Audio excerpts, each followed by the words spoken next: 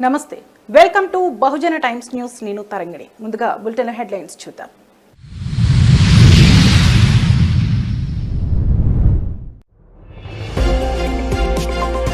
ప్రధాని మోడీ పర్యటన 77,000 కోట్ల విలువైన ప్రాజెక్టులకు శంకుస్థాపన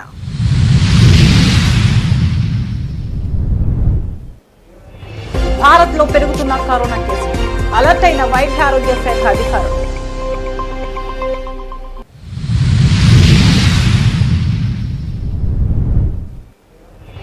వల్లభనేని వంశీకి మళ్లీ అస్వస్థత గుంటూరు జీజీహెచ్కు తరలింపు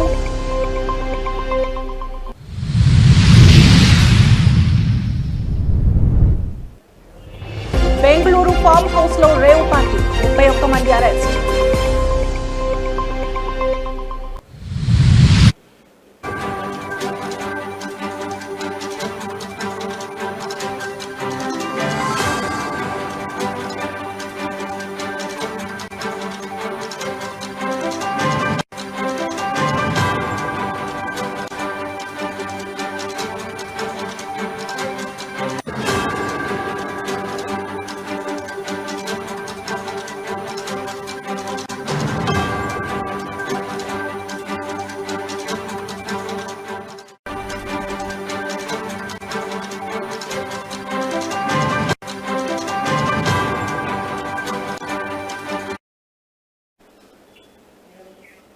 బ్రేకింగ్ న్యూస్ చూస్తున్నాం. నేడు రేపు గుజరాత్ లో పర్యటించనున్న మోడీ 77,000 కోట్ల విలువైన ప్రాజెక్టులకు శంకుస్థాపన, భారీ స్వాగత ఏర్పాట్లు చేసింది బీజేపీ. ఎలక్ట్రిక్ లోకోమోటివ్ దాహోద్ లో 24,000 కోట్ల విలువైన అభివృద్ధి ప్రాజెక్టులకు శంకుస్థాపన చేశారు.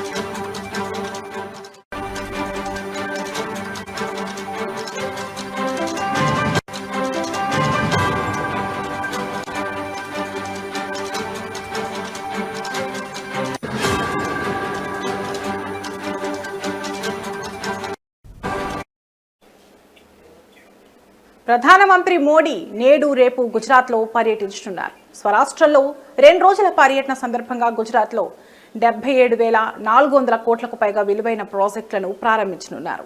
ఆపరేషన్ సింధూర్ తర్వాత మొదటిసారి ప్రధాని గుజరాత్ కు వస్తుండటంతో భారీగా స్వాగత ఏర్పాట్లు చేసింది బీజేపీ. మోడీ దాహోద్ లోని లోకోమోటివ్ తయారీ కర్మాగారాన్ని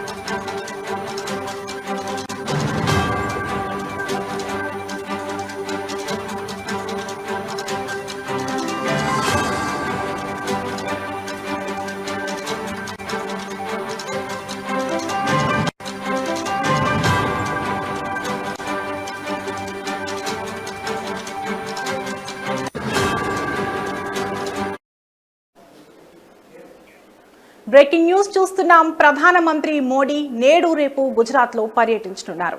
స్వరాష్ట్రంలో 2 రోజుల పర్యటన సందర్భంగా గుజరాత్లో 77,400 కోట్లకు పైగా విలువైన ప్రాజెక్టులను ప్రారంభించనున్నారు. ఆపరేషన్ సింధూర్ తర్వాత మొదటిసారి ప్రధాని గుజరాత్కు వస్తుండటంతో భారీగా స్వాగత ఏర్పాట్లు చేసింది బీజేపీ. మోడీ దాహోద్లోని లోకోమోటివ్ తయారీ కర్మాగారాన్ని దేశానికి అంకితం చేయనున్నారు. ఎలక్ట్రిక్ లోకోమోటివ్ను కూడా జెండా ఊపి ప్రారంభించనున్నారు.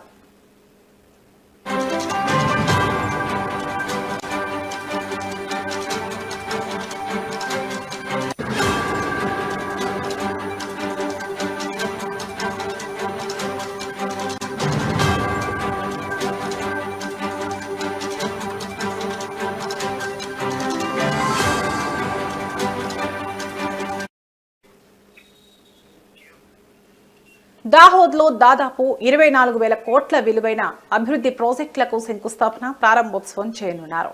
భుజ్లో 53,400 కోట్లకు పైగా విలువైన అభివృద్ధి ప్రాజెక్టులకు శంకుస్థాపన ప్రారంభోత్సవం చేయనున్నారు. ప్రధానమంత్రి రేపు గాంధీనగర్ను సందర్శించి గుజరాత్ పట్టణాభివృద్ధి 20వ వార్షికోత్సవ వేడుకలకు హాజరై పట్టణాభివృద్ధి సంవత్సరం 2025ను ప్రారంభిస్తారు.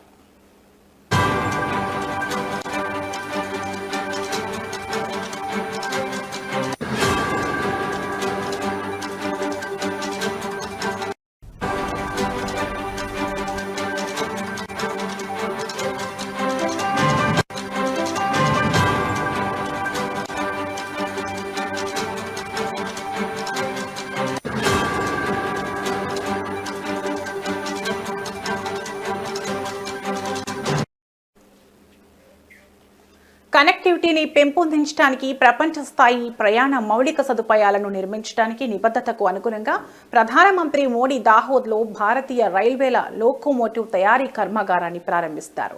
ఈ ప్లాంట్ దేశీయ అవసరాలకు ఎగుమతి కోసం 9,000 HP ఎలక్ట్రిక్ ఇంజిన్లను తయారు చేస్తుంది. ఈ ప్లాంట్ నుంచి తయారైన తొలి ఎలక్ట్రిక్ ఇంజిన్ను ప్రధాని మోడీ జెండా ఊపి ప్రారంభిస్తారు. ఈ ఇంజిన్లు భారతీయ రైల్వేల సరుకు రవాణా సామర్థ్యాన్ని పెంచడంలో సహాయపడతాయి.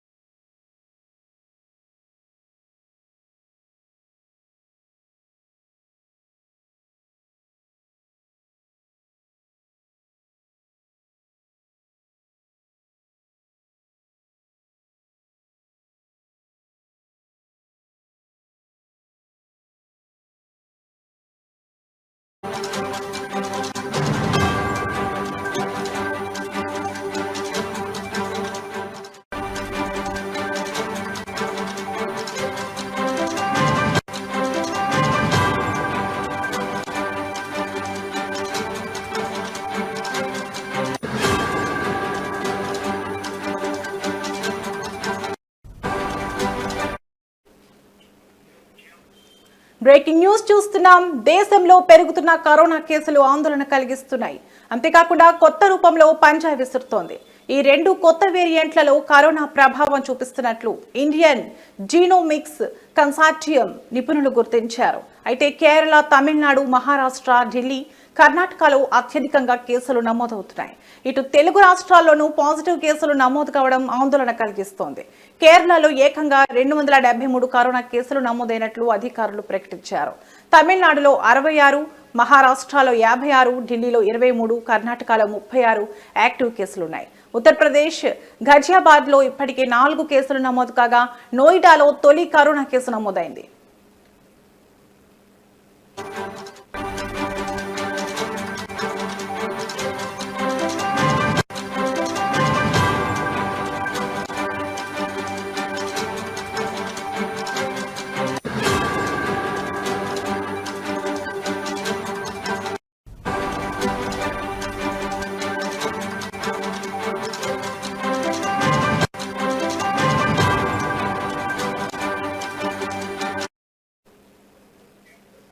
అయితే కరోనాతో ఇద్దరు ప్రాణాలు కోల్పోవడం కలకలం రేపుతోంది. మహారాష్ట్ర థానేలో కోవిడ్తో 21 ఏళ్ల యువకుడు ప్రాణాలు కోల్పోయాడు. బెంగళూరులో కరోనాతో 84 ఏళ్ల వృద్ధుడు మృతి చెందాడు. భారతదేశంలో 275 యాక్టివ్ కేసులు ఉన్నట్లు కేంద్ర ఆరోగ్య మంత్రిత్వ శాఖ నివేదించింది. ఈ కేసుల్లో ఎక్కువ భాగం తేలికపాటివి. ఆందోళన అక్కర్లేదని ఆరోగ్య అధికారులు తెలిపారు. మొత్తం 20 రాష్ట్రాలు, కేంద్రపాలిత ప్రాంతాలలో కోవిడ్ కేసులు వెలుగు చూశాయని అధికార వర్గాలు తెలిపాయి. ఇవి ఎక్కువగా పట్టణాల్లోనే నమోదవుతున్నట్లు గణాంకాలు చెబుతున్నాయి. కేరళలో అత్యధికంగా కరోనా కేసులు నమోదవడంతో ఆసుపత్రుల్లో మాస్కులు తప్పనిసరి చేసింది ప్రభుత్వం. మహారాష్ట్రలోనూ కరోనా కేసుల సంఖ్య పెరుగుతోంది.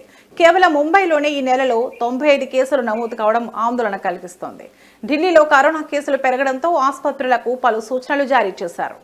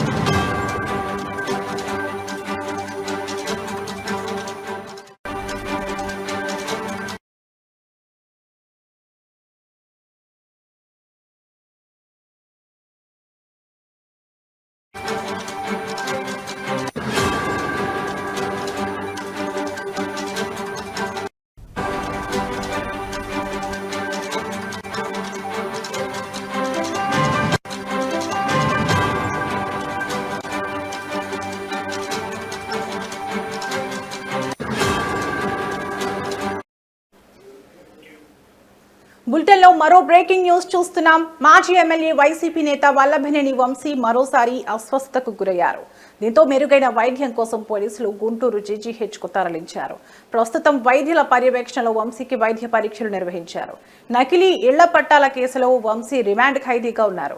కోర్టు అనుమతితో పోలీసులు ఆయనను కస్టడీలోకి తీసుకున్నారు. అయితే కొద్ది కాలంగా వంశీ అనారోగ్యంతో బాధపడుతున్నాడు. కంకిపాడు పోలీస్ కస్టడీలో ఉన్న సమయంలో వంశీ అస్వస్థతకు గురి కావడంతో ఆయన్ను కంకిపాడు ప్రభుత్వ ఆసుపత్రికి తరలించిన విషయం తెలిసిందే.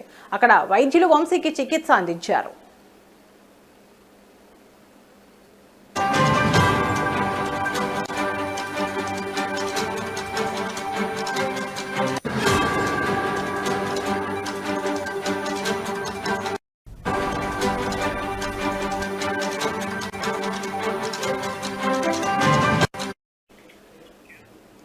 వంశీ శ్వాసకోశ సంబంధిత సమస్యలతో ఇబ్బంది పడుతుండటంతో పోలీసులు చికిత్స నిమిత్తం సోమవారం ఉదయం గుంటూరు ప్రభుత్వ ఆసుపత్రికి తరలించారు. జీజీహెచ్లో వంశీకి వైద్య పరీక్షలు నిర్వహించారు. బీపీ, షుగర్ లెవెల్స్ నార్మల్ గా ఉన్నాయని వైద్యులు తెలిపారు. అయితే శ్వాస తీసుకోవడానికి వంశీ ఇబ్బంది పడుతున్నట్లు గుర్తించారు. ఇదిలా ఉంటే కొద్ది కాలంగా వంశీ ఆరోగ్య పరిస్థితిపై కుటుంబ సభ్యులు ఆందోళన వ్యక్తం చేస్తున్నారు.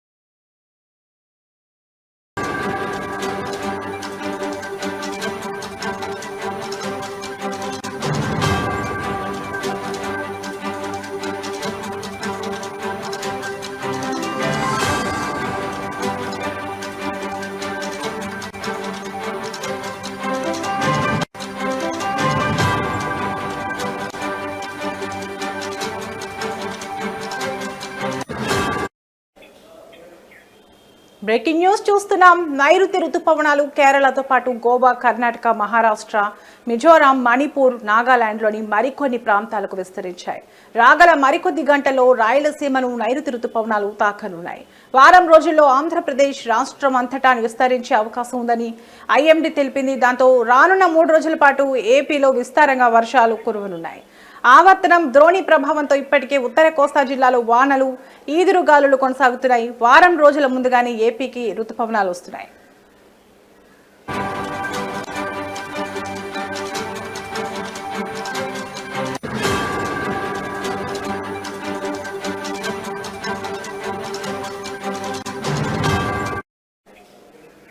మహారాష్ట్రలోని రత్నగిరి సమీపంలో తీరం దాటిన వాయుగుండం తీవ్ర అల్పపీడనంగా బలహీనపడింది. ప్రస్తుతం మహారాష్ట్ర, కర్ణాటక పరిసరాల్లో కొనసాగుతున్న అల్పపీడనం క్రమంగా తూర్పు దిశగా పయనించి మరింత బలహీనపడుతుందని ఐఎండీ పేర్కొంది. అరేబియా సముద్రం నుంచి మహారాష్ట్ర, తెలంగాణ, ఛత్తీస్గఢ్ మీదుగా ఒడిశా వరకు ఉపరితల ద్రోణి కొనసాగుతోంది. ఇక రేపు బంగాళాఖాతంలో అల్పపీడనం ఏర్పడనుంది. దీని ప్రభావంతో రాబోయే 4 రోజుల్లో కోస్తాంధ్ర, రాయలసీమ, తెలంగాణలోని కొన్ని ప్రాంతాల్లో భారీ వర్షాలు కురుస్తాయని ఐఎండీ పేర్కొంది.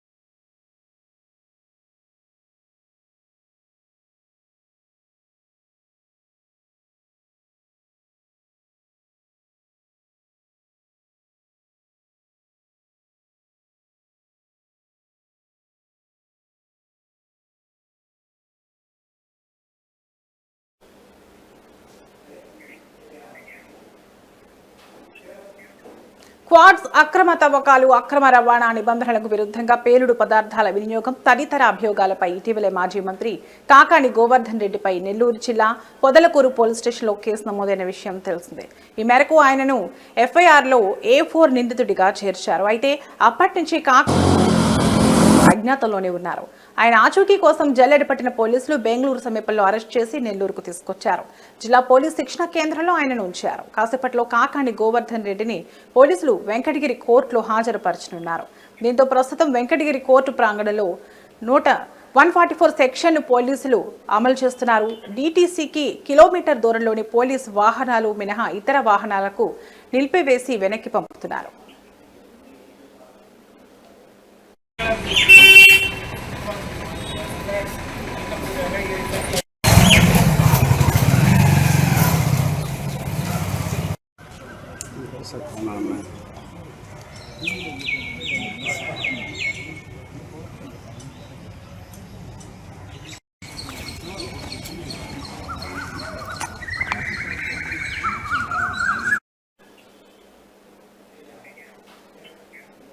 ఎస్ఆర్ ఎడ్యుకేషన్ సొసైటీ ఆధ్వర్యంలో మోడల్ DSC పరీక్షను గుంతకల్ పట్టణం శ్రీశైల భ్రమరాంబ డిగ్రీ కాలేజ్ నందు నిర్వహించారు.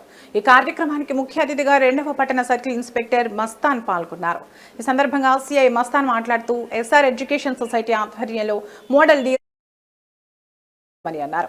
మెగా DSC 16,000 పైచిలకు ఉపాధ్యాయ ఉద్యోగాలకు నోటిఫికేషన్ ఇవ్వడం నిరుద్యోగుల పాలిట వరంలా మారిందని పేర్కొన్నారు. దీనికి అనుసంధానంగా ఎస్ఆర్ ఎడ్యుకేషనల్ సొసైటీ కార్యదర్శి రాయల్ రంగా ఈ మోడల్ DSCని ఏర్పాటు చేసి అభ్యర్థులు ఒక ధైర్యాన్ని నింపినందుకు ఆయనను సర్కిల్ ఇన్స్పెక్టర్ మస్తాన్ అభినందించారు.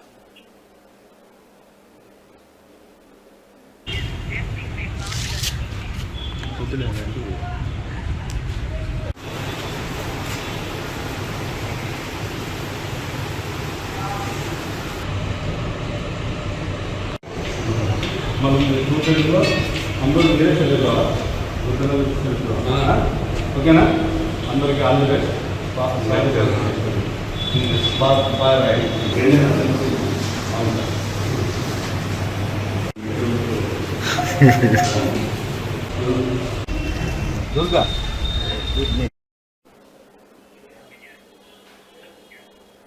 రాష్ట్ర ప్రభుత్వం జూన్ 1వ తేదీ నుండి రేషన్ వాహనాలను తొలగించనున్న నిర్ణయాన్ని వ్యతిరేకిస్తూ సామర్లకోట మండల ఎండియు ఆపరేటర్లు సామర్లకోట గడియారపు స్తంభం వద్ద నిరసన వ్యక్తం చేశారు. రేషన్ వాహనాలను తొలగిస్తూ రాష్ట్ర ప్రభుత్వం తీసుకున్న నిర్ణయం వలన తమ జీవనాధారాన్ని దెబ్బతీస్తుందని ఎండియు ఆపరేటర్ల సంఘం మండల అధ్యక్షులు సత్యానందరం ఆవేదన వ్యక్తం చేశారు. వెంటనే ప్రభుత్వం తన నిర్ణయాన్ని వెనక్కి తీసుకుని రేషన్ వాహనాల కొనసాగింపు జరిగేలా చర్యలు తీసుకోవాలని ఈ సందర్భంగా వారు డిమాండ్ చేశారు. ఈ కార్యక్రమంలో మండల ఎండియు ఆపరేటర్లు తదితరులు పాల్గొన్నారు.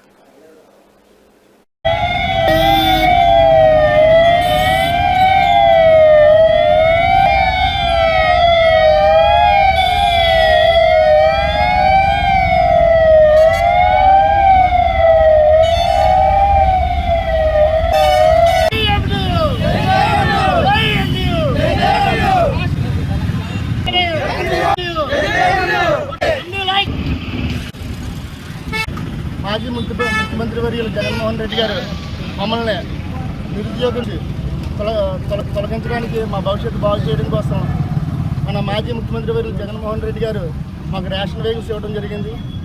అప్పుడు రేషన్ వెహికల్స్ ఏ విధంగా ఇచ్చారు, ఈ వ్యవస్థ ఏ విధంగా స్థాపించబడింది, ఈ వ్యవస్థ ఎలా నడిపించబడుతుందో కనీస అవగాహన లేని ఈ సివిల్ సప్లై మంత్రివర్యులు నాదెండ్ల మనోహర్ గారు